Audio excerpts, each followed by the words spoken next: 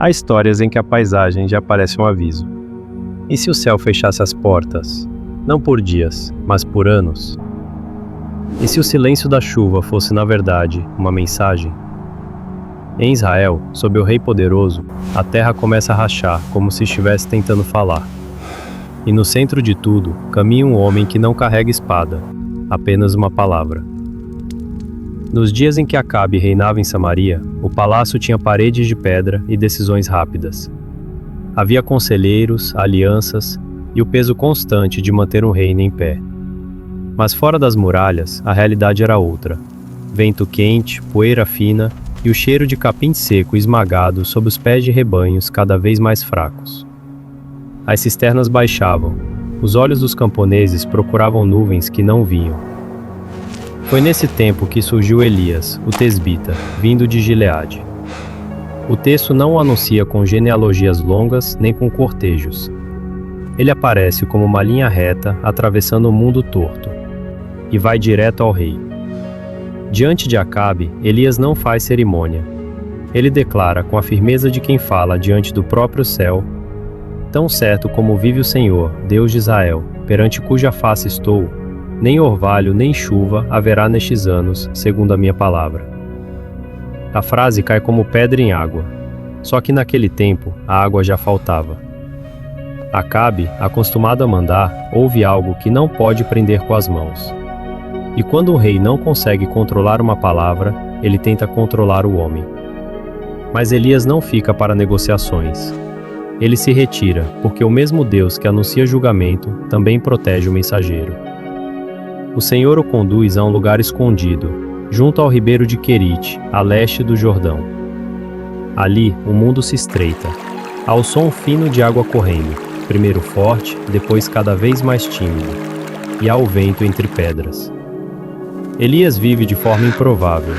Corvos trazem pão e carne, manhã e tarde.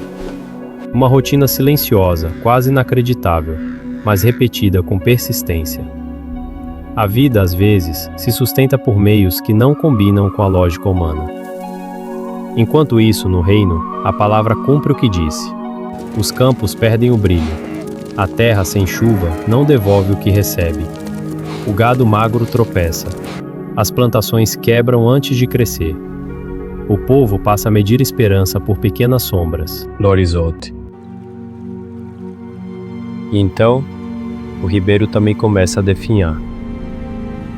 A água que antes cantava entre as pedras, agora apenas goteja, até calar. O silêncio da corrente seca é diferente do silêncio da seca. É o silêncio íntimo, próximo, como se o próprio chão lembrasse Elias de que ele também depende. Ele não controla nem o próprio sustento.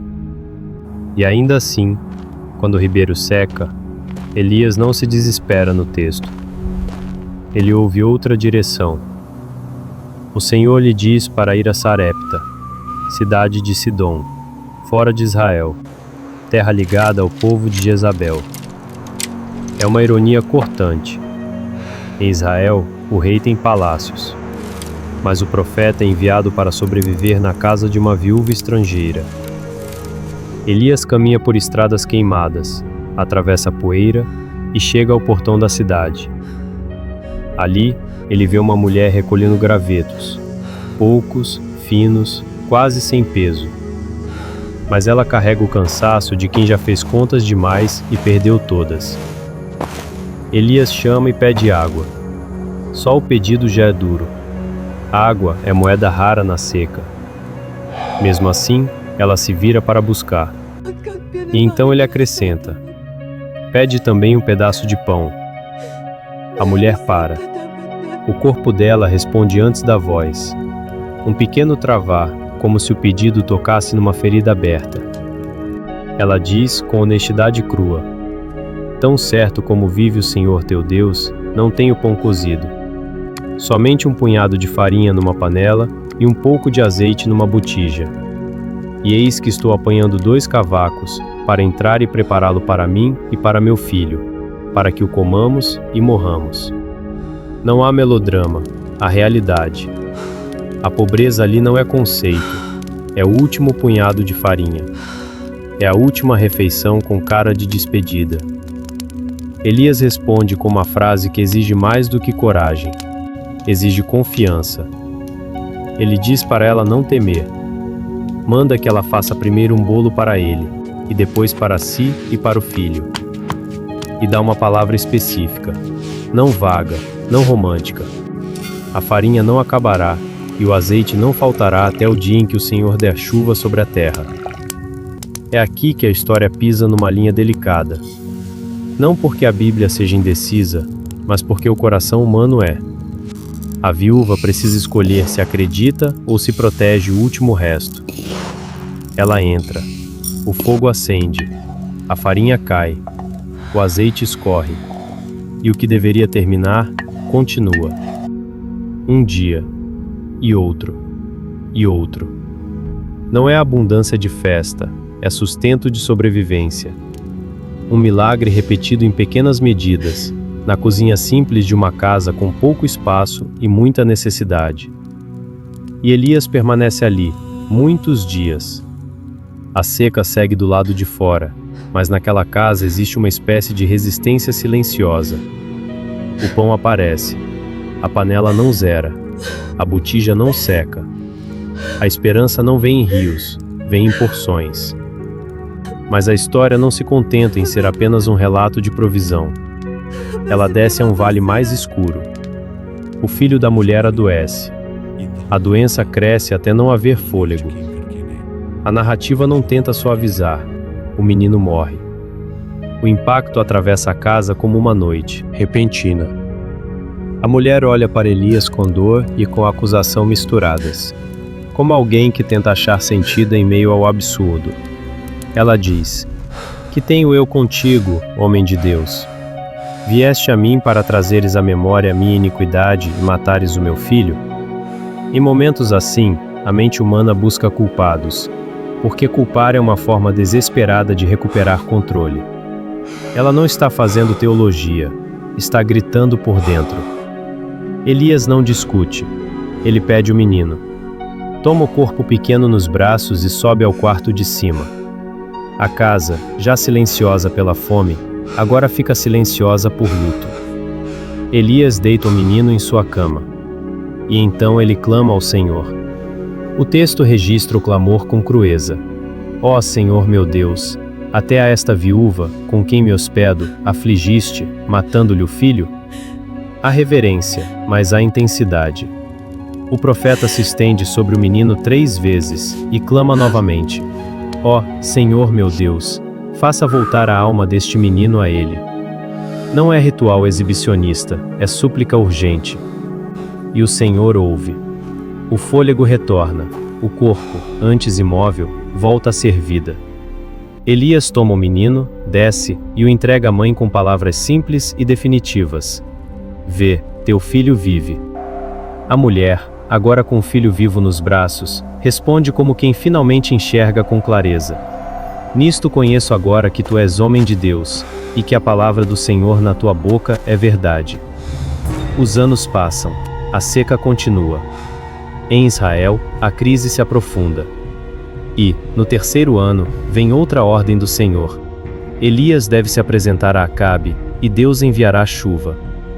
Elias volta a caminhar em direção ao centro do conflito. O caminho para o palácio agora atravessa uma nação exausta. As árvores parecem ossos, o chão está duro. E a fome não é só falta de alimento, é falta de futuro. Acabe, por sua vez, procura desesperadamente por água. Ele divide a busca com Obadias, o administrador do palácio.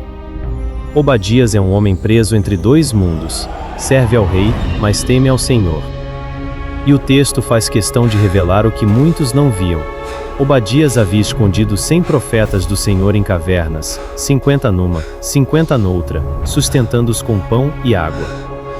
Ele vive no fio de uma lâmina, qualquer passo em falso poderia custar sua vida. Enquanto Obadias anda pelo caminho, ele encontra Elias. E a reação é imediata. Ele se inclina com o rosto em terra e pergunta: És tu, meu senhor Elias? Há medo e reverência na mesma frase.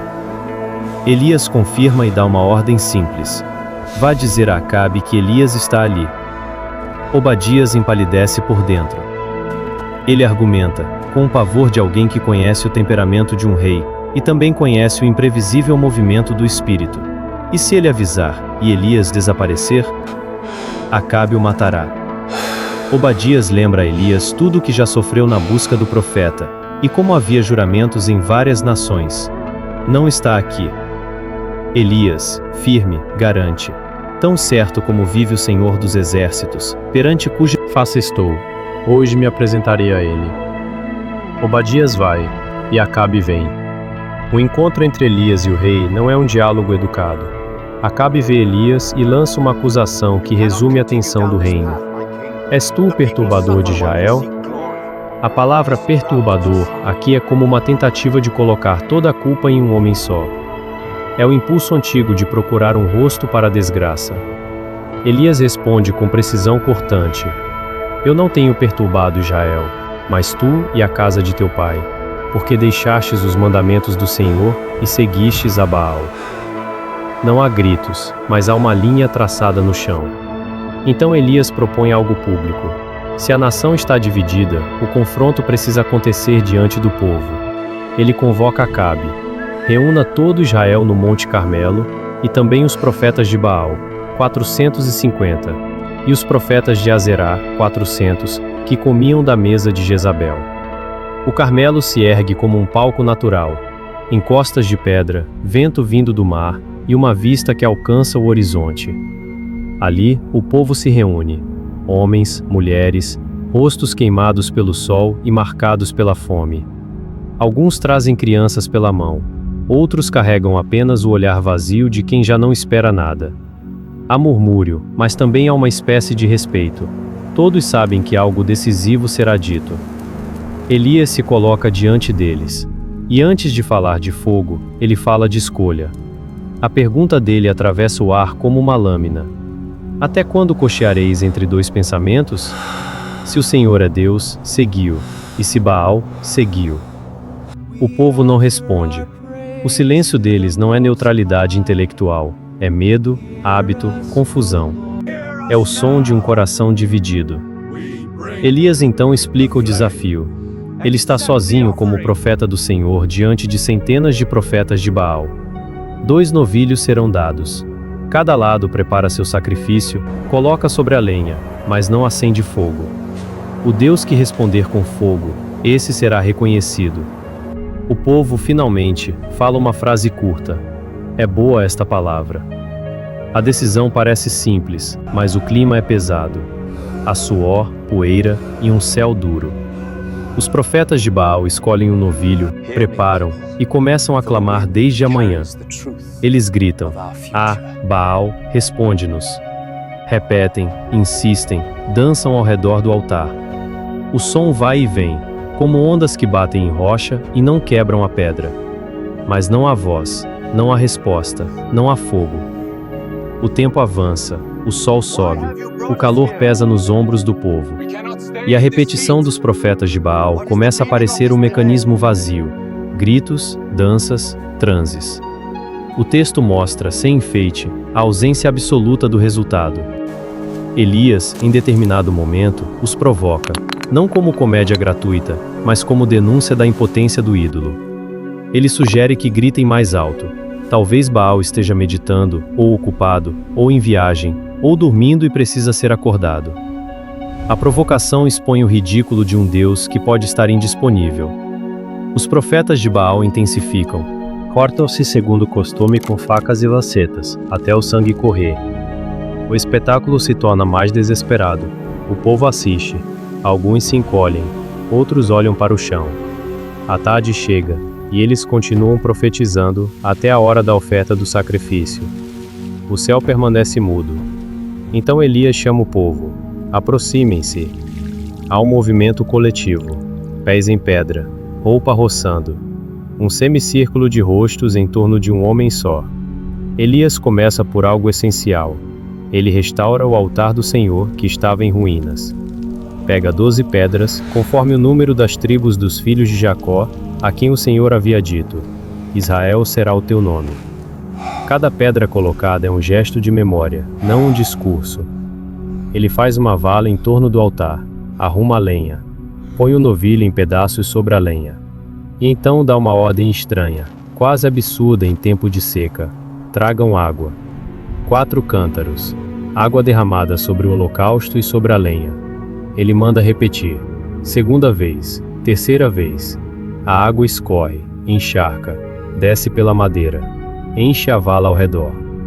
O povo vê aquilo e talvez pense: agora é impossível. E é exatamente esse o ponto.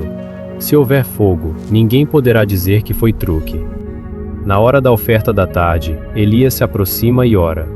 A oração não é longa, não é hipnótica, é direta, solene e carrega uma intenção clara: que todos saibam quem é Deus e que o coração do povo seja trazido de volta. Ele diz, em essência: ó Senhor, Deus de Abraão, de Isaque e de Israel, manifeste-se hoje que tu és Deus em Israel, e que eu sou teu servo, e que conforme a tua palavra fiz todas estas coisas. Responde-me, Senhor, responde-me, para que este povo conheça que tu, Senhor, és Deus, e que fizeste voltar o seu coração. Há um pequeno instante após a oração, um tipo de silêncio que parece maior do que o monte. O vento do mar toca as pedras. A luz da tarde deixa as sombras mais longas. E então acontece. Cai fogo do Senhor. Não como faísca tímida, mas como uma resposta total. O fogo consome o holocausto, a lenha, as pedras, o pó e ainda lambe a água da vala. É uma imagem violenta de poder, mas não de violência humana. É o céu respondendo ao que a terra não podia resolver. O povo, diante disso, não fica em debate. Eles caem com o rosto em terra e repetem como quem acorda: só o Senhor é Deus, só o Senhor é Deus. O Carmelo, por um momento, deixa de ser palco e vira testemunha. O ar parece limpo de uma mentira antiga. O medo muda de lugar. O coração do povo, antes dividido, encontra uma direção. Elias, então, dá uma ordem para prender os profetas de Baal.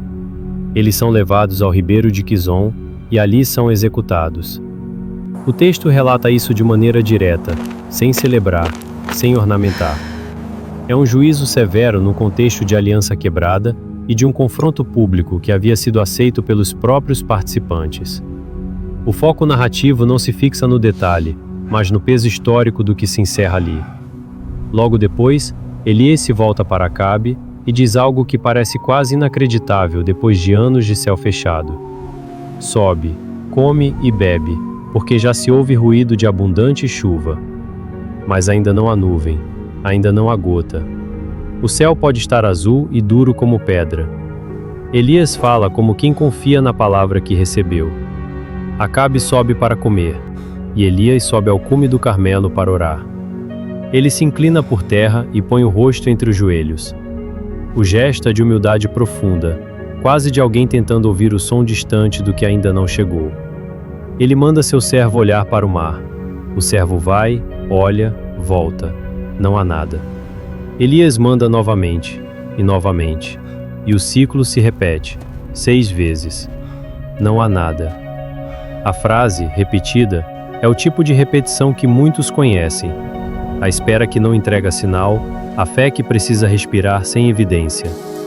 Na 7ª vez, o servo volta com algo mínimo, uma pequena nuvem, como a palma da mão de um homem, subindo do mar. É quase ridículo para quem espera a tempestade, mas Elias reconhece o começo. Ele diz: vá, diga a Acabe, aparelhe o carro e desce, para que a chuva não te detenha. E então o céu muda depressa, nuvens se ajuntam, o vento se levanta. O ar que por anos foi seco, agora cheira a virada. A primeira pancada de chuva cai como se o mundo lembrasse como é viver. A terra bebe. A poeira vira barro. O som da chuva cresce, tamborilando sobre pedras e folhas. Acabe desce em seu carro rumo a Jezreel. E a narrativa fecha com uma imagem inesperada. A mão do Senhor vem sobre Elias. Ele prende o cinto, corre à frente do carro de Acabe até a entrada de Jezreel, um profeta correndo diante de um rei. não para honrá-lo como superior, mas como sinal de que o tempo havia mudado e que a história não era governada apenas por tronos. E assim termina essa sequência. Começou com uma palavra que fechou o céu, passou por um ribeiro que secou, por uma casa pobre sustentada por porções, por um luto transformado em vida, e desembocou num monte onde o fogo respondeu, e numa planície onde a chuva voltou. Não é uma história sobre espetáculo, é uma história sobre direção, sobre escolhas feitas no silêncio e confirmadas em público, e sobre um povo que finalmente ouviu o que o céu estava dizendo desde o começo, não com trovões, mas com ausência, até o dia em que a resposta desceu como fogo e a esperança voltou como chuva.